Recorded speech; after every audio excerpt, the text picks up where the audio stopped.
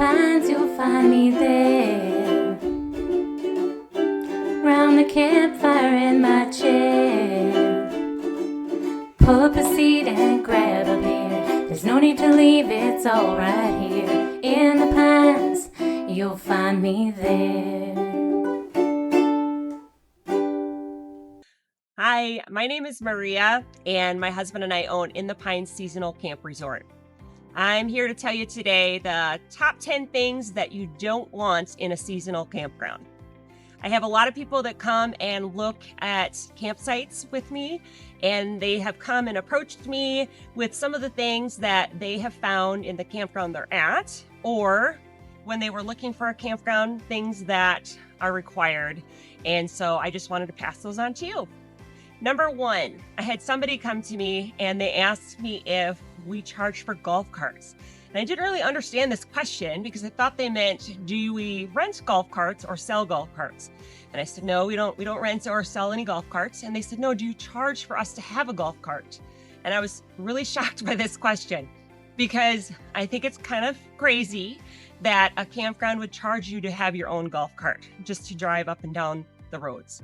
So that should be included in your seasonal fee. So that's one thing you definitely want to stay away from that campground if they are charging you just to have your own golf cart. So that's number one. Okay, number two. I have gotten the question, do I have to purchase my camper from your campground? Some of these campgrounds are going to have like their own RV sales there. And that is not something you want because there are campgrounds that I have seen that the people go ahead and they purchase a camper from the campground, RV sales, and they live in it, and then they decide they want to upgrade their camper. So then they want to go and find a camper that they really like. And they do find one, and then they found out from the campground that they actually cannot bring in an outside camper, that they have to purchase from their actual RV sales team, which is kind of crazy because they can put whatever price they want on those then. And you are limited in your options. So that's a campground to stay away from. You want to be able to have options and be able to purchase whatever you'd like to purchase. We do have some campers that do sell their camping units here at the campground. And so obviously you can come and purchase from those individuals if you'd like, but do stay away from those campgrounds that are forcing you to limit your options to just their RV sales. Question number three.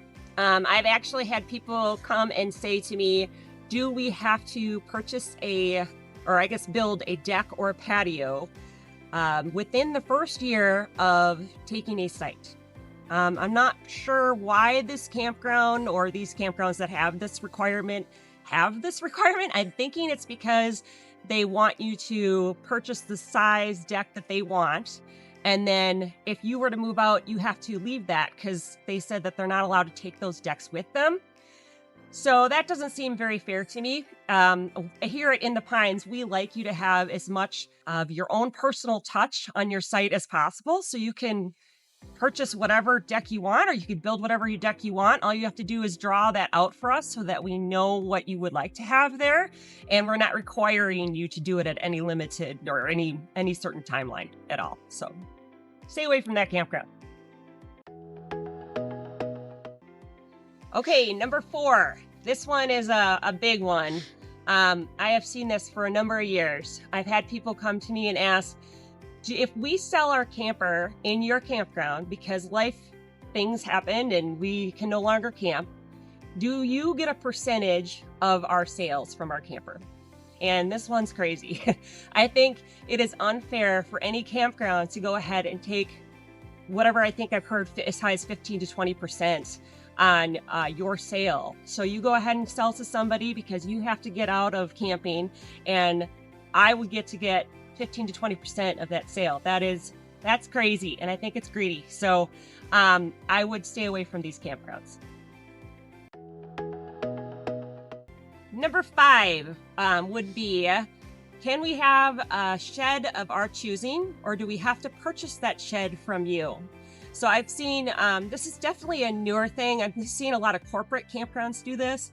And if you would like a shed, you have to have the same exact cookie cutter type shed that they have. And they sell them right there at that campground. We would love to get into shed sales. And if we ever do get into those shed sales, we would just never require you to actually purchase your shed from us. You should have options, and you should have the right to go and purchase a shed from wherever you want, even if it's not from in the Pines. All right, number 6. I've seen this in a couple campgrounds too. Somebody goes ahead and they build a deck, and then they decide to expand their deck a little bit. And they'll expand their deck, and then they all of a sudden get a bill from the campground owners stating that they are going to pay for an additional square footage on that deck. Don't go to a campground where they're going to charge you for additional square footage. All the little hidden fees that come with that, you just want to avoid that. So that's a big one. Number 7 would be, do you have pump out services or fees? You should try to stay away from a campground that has a bunch of pump out services or fees. Our campground here, everything is full hookup, and that is an awesome way to go, because you just want to be able to hook up your camper and just start camping and not have to worry about it.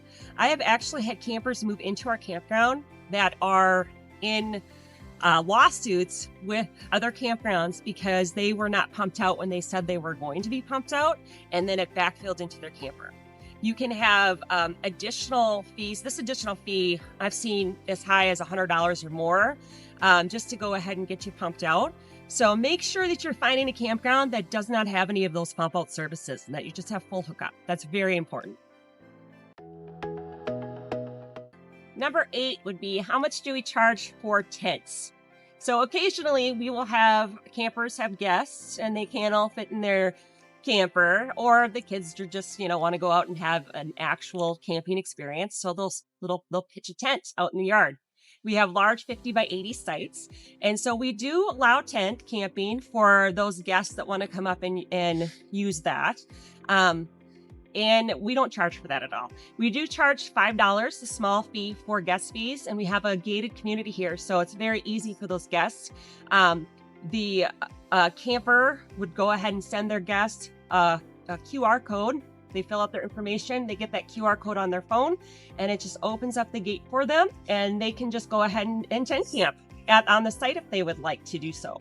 A lot of other campgrounds will charge additional fees for tent camping and for extra vehicles. So probably stay away from those campgrounds, or at the very least, make sure that they're small amounts.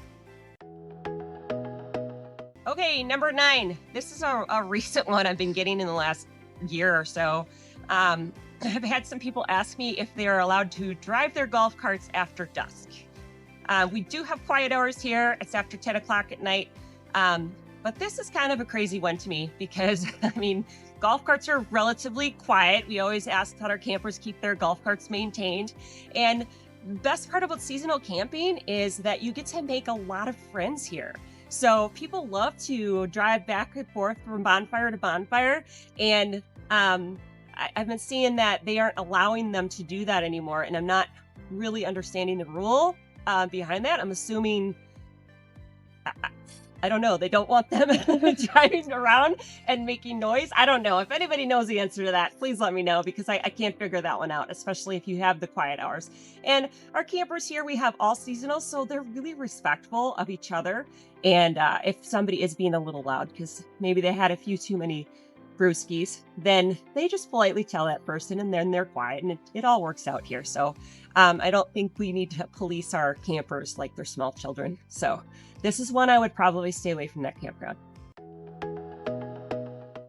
Okay, and number 10, this one I've seen happen a lot. As far as I know, we're the only campground I've seen, just that I know of in the area that does this. If I've had the question that if something happens and I can't camp anymore and I have to sell my camper, and I've already paid, let's say, all the way up to July, and I paid my whole site rent for the whole season because we run from May 1st to October 15th, and I paid my site rent. But let's say in July I have to leave. do you keep all of my money, or do I get any of that money back for the rest of the season?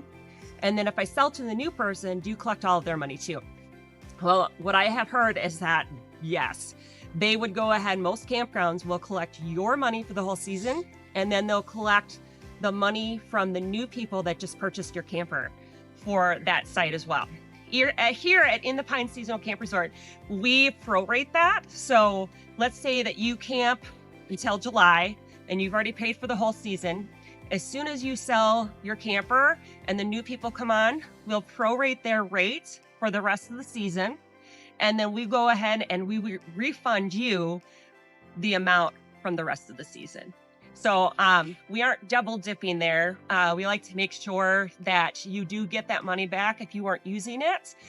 We're family owned and operated, and we understand that times can get tough, and everybody's just trying to make a living and have some fun with their family too. Have a nice vacation. So we will definitely reimburse you for that if you need that.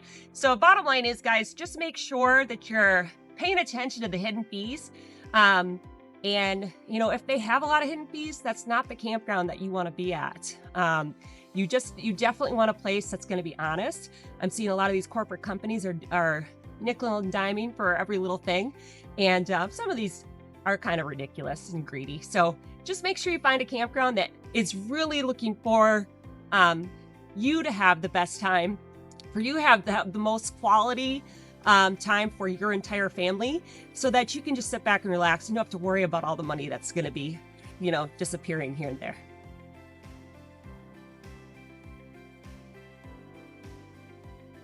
Well, thanks for watching, everybody. And we really appreciate you taking a look at our campground and what we have to say.